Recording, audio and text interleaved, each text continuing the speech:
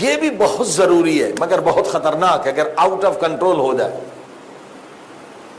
یہ جتنی ترقی انسان نے کی ہے یہ فیکلٹی آف ٹیمپٹیشن کی وجہ سے یا فیکلٹی آف امیجینیشن کی وجہ سے. پہلے امیجن کیا انسان نے, یار پرندہ اڑتا ہے میں بھی اڑوں, جہاز بن گئے. جتنی ترقی دنیا میں دیکھ رہے ہیں یہ فیکلٹی آف امیجینیشن کی وجہ سے, یہ بھی بہت ضروری ہے. مگر یہ بھی اگر آؤٹ آف کنٹرول ہو جائے تو انسان کو تباہ کر دیتی ہے, برباد کر دیتی ہے. فتنے پیدا ہو جاتے ہیں, جھگڑے پیدا ہو جاتے ہیں, بھائی بھائی کا دشمن ہو جاتا ہے, بیٹا باپ سے جدا ہوتا ہے اگر امیجینیشن فیکلٹی انسان پہ کنٹرول کر لے. صلوات پڑھ دے محمد و آل محمد.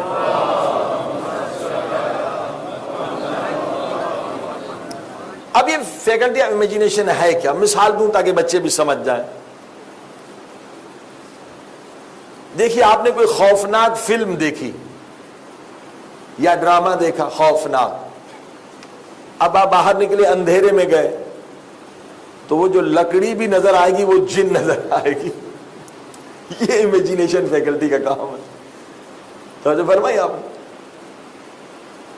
کیونکہ اس فلم نے امیجینیشن فیکلٹی کو ایکٹیو کر دیا. اور کتنے ماں باپ خود اپنے بچے کو تباہ و برباد کرتے ہیں.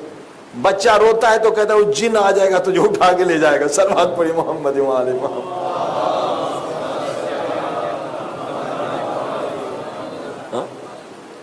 یہ بیچارہ بچہ پوری زندگی بزدل رہے گا, ڈرپوک رہے گا. یہ آپ کل کر رہے ہیں بچے کو, اس کی شخصیت ختم ہو جائے گی. عالم بھی بن جائے تو بزدل ہوگا کیونکہ بچپن میں خوف ڈالا گیا. ہمارے ایک دوست ہے گلگت میں مولانا ہے, کہتے ہیں کہ گلگت میں ایک غار ہے, کیو ہے, اس میں پانی سے سونا نکلتا ہے. تو انگریز لوگ جب آئے تو انہوں نے کہا یہ لوگوں کو پتا چلے گا سونا لے جائیں گے. تو گلگتی مومنین کہ اندر یہ وہم بہت زیادہ ہے, جن بھوت. مولوی حضرات بھی فائدہ لیتے ہیں, وہ بھی خوب تعویذ بیچتے ہیں. صلوات پڑھی محمد و آل محمد.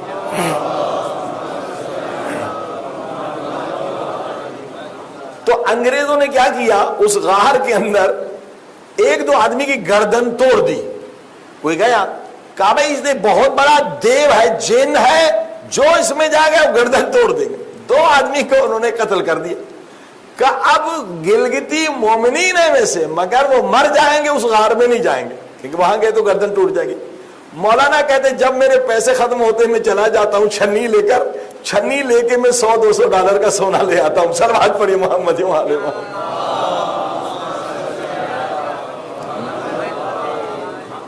یہ امیجینیشن فیکلٹی اگر یہ مس یوز ہو جائے تو انسان چونٹی سے بھی کمزور ہو جاتا ہے, بزدل ہو جاتا ہے. اسے مارنے کی ضرورت نہیں, وہ خود کو خود مار دیتا ہے. کبھی بچوں کو نہ ڈرایا کریں, اسلام نے سختی سے منع کیا. اب ایک اور اس فیکلٹی کو سمجھنے کی کوشش کریں کہ کتنی خطرناک ہے. یہ بھی سچا واقعہ بتاؤں. پاکستان میں حیدرآباد کے قریب LMC میڈیکل کالج کا واقعہ بتا رہا ہوں, بہت پرانا. پہلے 2 سال یہ ڈاکٹر حضرات مردے کو کاٹتے ہیں, ڈائسیکشن کرتے ہیں, پھر اناٹامی پڑھتے ہیں. بہت سارے ڈرتے بھی ہیں پہلے 2 سال. تو ہاسٹل میں بیٹھے ہوئے تھے لڑکے, انہوں نے کہا بھائی کون دلیر ہے, اس کو $1000 کا انعام ملے گا جو جائے, یہ مردے پڑے ہوئے ہیں اس حال میں, ان کے منہ میں لڈو لے کر ڈال کے آ جائے. تو ایک نے کہا $1000 کی لالچ میں کہا میں جاؤں گا, میں $1000 ملے گا. مگر اس کی امیجینیشن فیکلٹی پاک نہیں تھی, پیور نہیں تھی, اس پہ کنٹرول نہیں تھا, مگر خود کو دلیر سمجھتا تھا. تو گیا, اندھیرے میں مردے تھے, ان کے منہ میں لڈو ڈالنے لگا. تو ایک لڑکا اس سے بھی زیادہ دلیر تھا, وہ اس سے پہلے مردوں کے درمیان سو گیا. اب یہ سب کے منہ میں لڈو ڈال رہا تھا, اس کے منہ میں لڈو ڈالا تو اس نے کہا ایک اور ڈال دو. وہی ہارٹ اٹیک ہو کے مر گیا. صلوات پڑھی محمد و آل محمد. اب آپ دیکھیے یہ امیجینیشن فیکلٹی اگر ایکٹیو ہو جائے آپ کو مار بھی سکتی ہے. اور یہ ہندوستان میں جن بھوت جادو کا اتنا ڈر آتے ہیں، وہ اسی لیے ہمارے انگلینڈ میں تو ایک تعویذ 1000 پاؤنڈ کا لیتے ہیں، اور ایک مولوی کی آمدنی مہینے میں 30,000 پاؤنڈ ہے۔ وہ ڈراتے ہیں، اتنا ڈراتے ہیں عورتوں کو، یہ ہو جائے گا وہ ہو جائے۔ ایک عورت میرے پاس آئی انگلینڈ میں، یقین جانی اس کے بدن میں خون نہیں تھا، خوف سائیکولوجیکلی، ایسے زندہ لاش کی طرح، مولانا ایسے بات کرتے، میں 1 ہفتے میں مر جاؤں۔ کیوں مر جاؤ گی بہن؟ وہ کسی نے نا میرا بت بنا کے قبر میں ڈالا، اس میں سوئیاں بھی ڈالی ہیں، اور وہ اس نے مولوی نے کہا ہے کہ تو 1 مہینے میں مر جائے۔ یعنی اتنا ڈراتے اور پیسہ لوٹتے ہیں، عورتوں کو لوٹتے ہیں، عورت بیچاری ضعیف ہے۔ اسی طرح ایک آدمی دبئی میں ملا، جوان ہٹا کٹا 25 سال کا، اس نے بھی یہی اسٹوری بتائی کہ میرا بت بنایا ہے، وہ قبر میں ڈالا ہے، میں مر جاؤں گا۔ 1-2 گھنٹے لگے اس کا خوف نکالنے کے لیے۔ یہ بچپن میں جو ڈرایا جاتا ہے اس کا اثر ہے، جادو فلا فلا فلا۔ میرے بھائیوں، جادو کچھ بھی نہیں ہے، عقیدہ مضبوط کریں۔ قرآن کی آیت کیا ہے؟ قرآن کی آیت لیس بزارہم شیء، خبردار جادو پہ عقیدہ نہ کرو، خوف زدہ نہ ہو جاؤ، ڈرپوک نہ ہو جاؤ، جادو کچھ بھی نہیں بگاڑے گا۔ مومن ہے، جادو سے ڈر رہے ہیں کہ مولانا کسی نے جادو ڈال دیا، کسی نے میری روزی بند کر دی، کسی نے یہ کر دی۔ یہ سب قوے وہم اور قوے ٹیمپٹیشن اور قوے امیجینیشن۔ دیکھیے جادو کیا ہے، قرآن نے کیا بتلایا۔ جادوگر آئے، حضرت موسیٰ سے مقابلہ کیا، یہ قرآن کی آیت ہے۔ انہوں نے رسیاں پھینک دی، جب رسیاں پھینک دی، رسیاں سانپ بن گئی۔ تو اگر حضرت موسیٰ کی فیکلٹی آف ٹیمپٹیشن یا فیکلٹی آف امیجینیشن پاک نہ ہوتی تو ڈر جاتے، نہیں ڈرے۔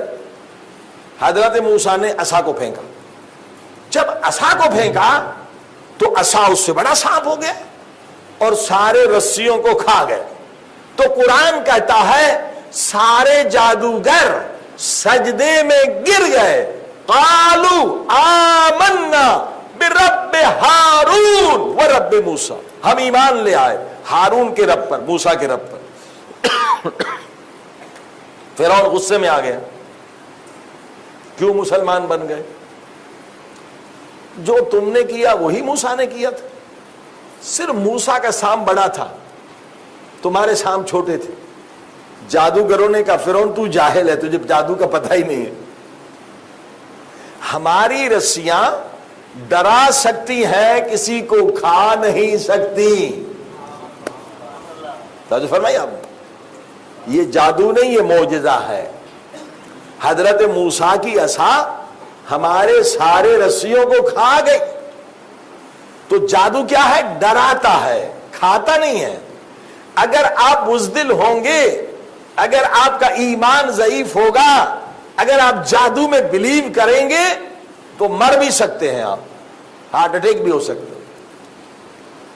قرآن کہتا ہے لیس بزارہم، جادو ذرہ برابر تمہیں نقصان نہیں دے سکتا اگر تمہارا ایمان مضبوط ہے۔ صلوات پڑھ دے محمد و آل محمد۔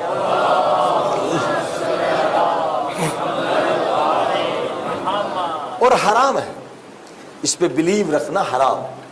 امام جعفر صادق علیہ الصلوۃ والسلام کے پاس